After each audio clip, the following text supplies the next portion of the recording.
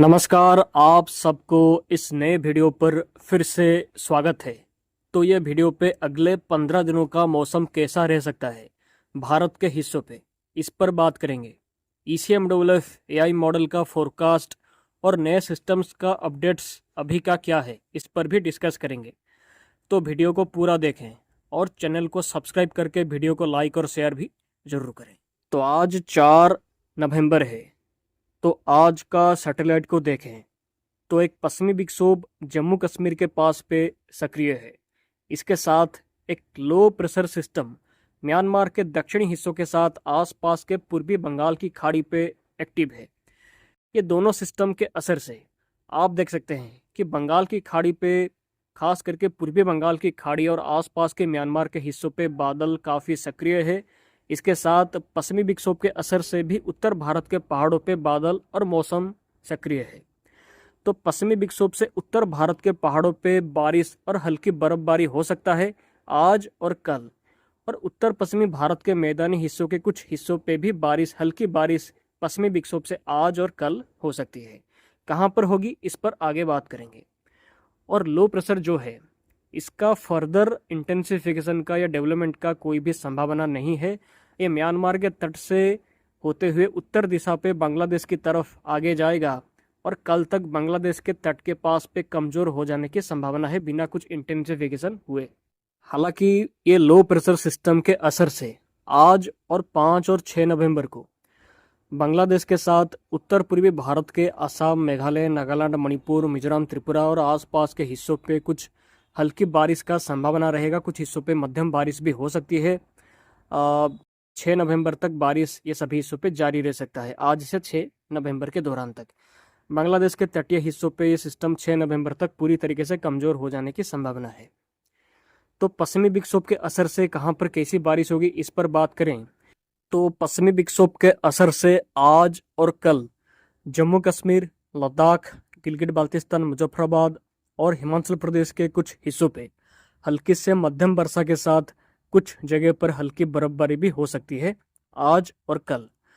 और साथ ही राजस्थान के पूर्वी हिस्सों के साथ मध्य प्रदेश के पश्चिमी हिस्सों के कुछ जगह पर हल्की बारिश आज और कल होने की संभावना है पश्चिमी विक्षोभ के असर से। लेकिन 5 नवंबर से पूरे भारत के सभी हिस्सों पे, हर राज्य पे मौसम साफ रहने की संभावना है।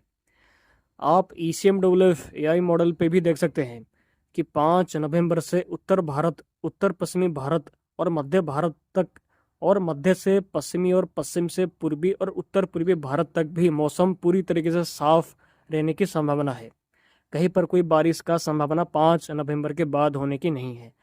ये टाइम पर बंगाल की खाड़ी और अरबियन सी पे कोई भी सिस्टम का कुछ भी अभी तक के फोरकास्ट के हिसाब से कोई संकेत, कोई सिग्नल अभी के हिसाब से नहीं है। कोई भी नया स्ट्रॉन्ग सिस्टम का कोई सिग्नल नहीं है बंगाल की खाड़ी और अरब सागर पर 5 नवंबर के बाद से। और उत्तर भारत के पहाड़ी हिस्सों पर भी कोई नया पश्चिमी विक्षोभ का संकेत दिख नहीं रहा है 5 नवंबर के बाद से। हाँ, शायद 15 नवंबर के बाद कुछ कमज़ोर पश्चिमी विक्षोभ फिर से आ सकता है, ऐसा सिग्नल है। और आज से 11 नवंबर तक तमिलनाडु, पुडुचेरी, कराईकल, केरला के हिस्सों पे हल्की से मध्यम वर्षा का संभावना है। यहाँ पर बारिश रहेगा क्योंकि भारत पे भले ही मानसून जा चुका है, लेकिन दक्षिणी भारत पे उत्तर पूर्वी मानसून का प्रभाव से बारिश होता रहेगा और ये नॉर्मल है। और आई थिंक 14 नवंबर से दक्षिणी भारत के राज्यों पे उत्तर पूर्वी नॉर्थ ईस्ट मानसून थोड़ा सा और सशक्त हो सकता है, जिससे दक्षिणी भारत के राज्यों पे 14 नवंबर से बारिश बढ़ सकता है। लेकिन कोई बड़ा सिस्टम का कोई संकेत नहीं है अभी के हिसाब से।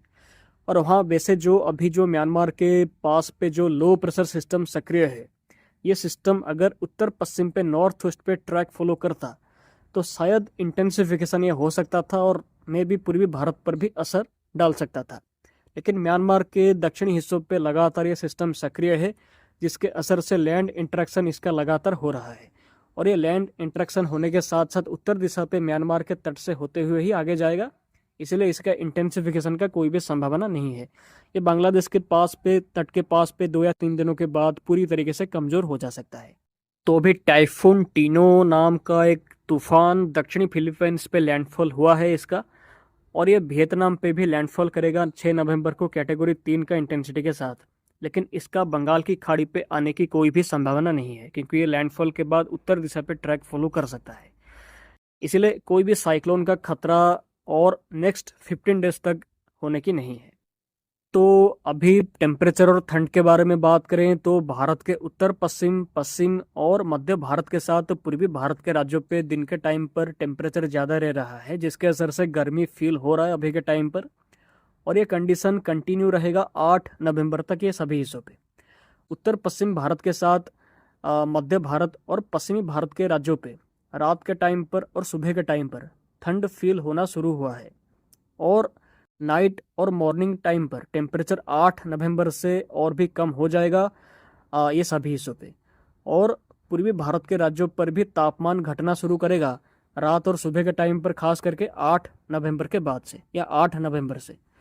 और 10 नवंबर के बाद भारत के सभी हिस्सों पे रात और सुबह के टाइम पर ठंड इंक्रीज हो जाएगा और ठंड फील होना शुरू होगा, क्योंकि 10 नवंबर से उत्तर पश्चिम से आने वाली हवाओं का स्पीड और भी बढ़ सकता है, जिसके असर से मध्य भारत, पूर्वी भारत, उत्तर पश्चिमी भारत के साथ पश्चिमी भारत के कुछ हिस्सों पे 10 डिग्री सेल्सियस से भी नीचे पे टेम्परेचर, मिनिमम टेम्परेचर दर्ज हो सकता है सुबह के टाइम पर और रात के टाइम पर, ये सभी हिस्सों पे 10 नवंबर के बाद से। तो दोस्तों ये था आज का पूरा फुल फोरकास्ट मौसम पर। कुछ सवाल हो तो कमेंट पे आप पूछ सकते हैं। तो आप सभी का दिन शुभ हो। फिर मिलते हैं अगले वीडियो पे। बाय।